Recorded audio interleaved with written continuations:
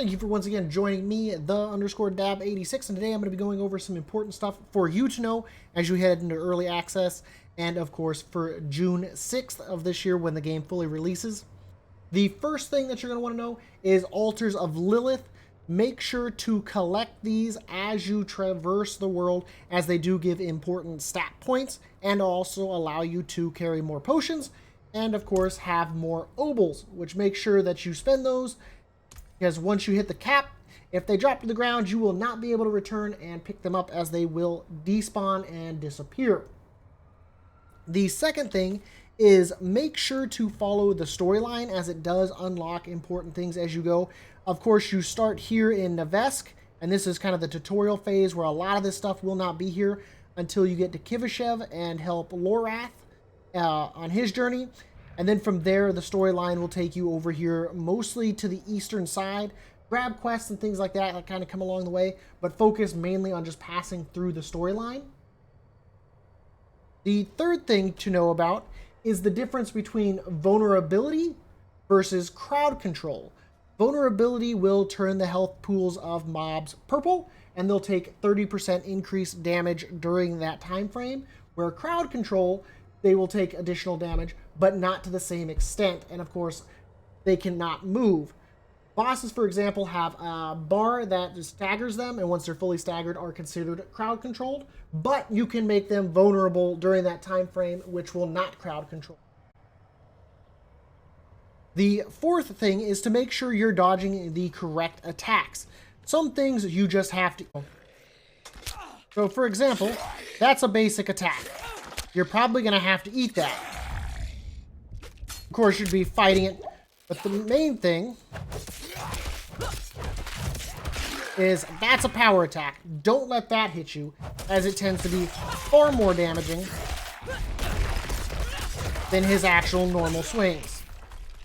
Bosses will normally give you a warning with some sort of indicator on the ground, or they'll do some big, I'm going to dial it in from, New York kind of an attack for you to dodge.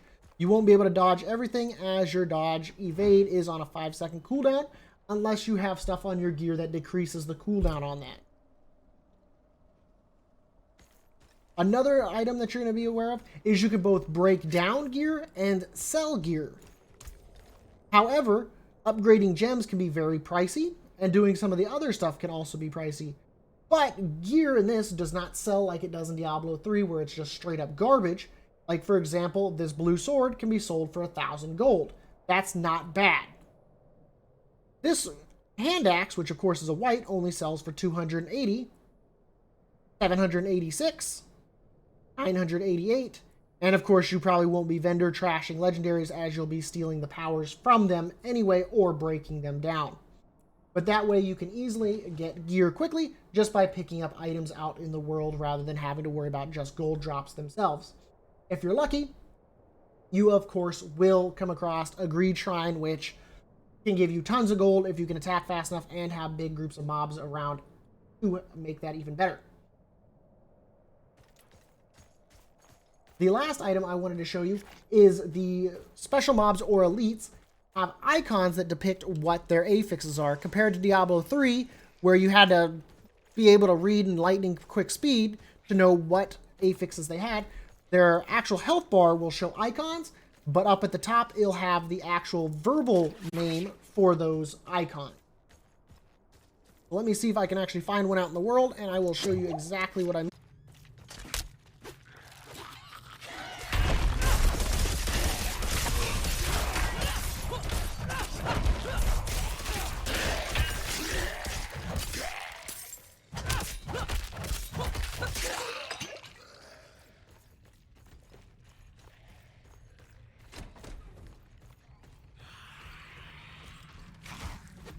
So here you go, for example, this one has Shadow Enchanted. You can see the icon on his actual health bar.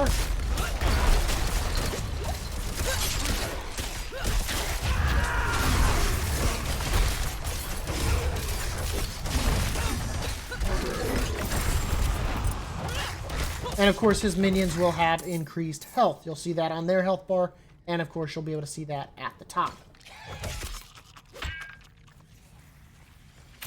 So here's another one. This one has Chilling Wind and Cold Enchanted. So it is good to know what they do. The most I've seen on a mob was it had 4. Generally, you're looking at most mobs having 1 or 2.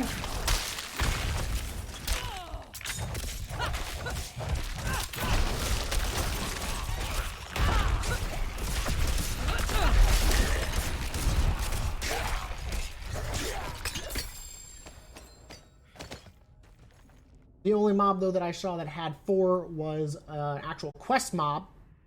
But generally, you're looking at 1, 2, rarely 3.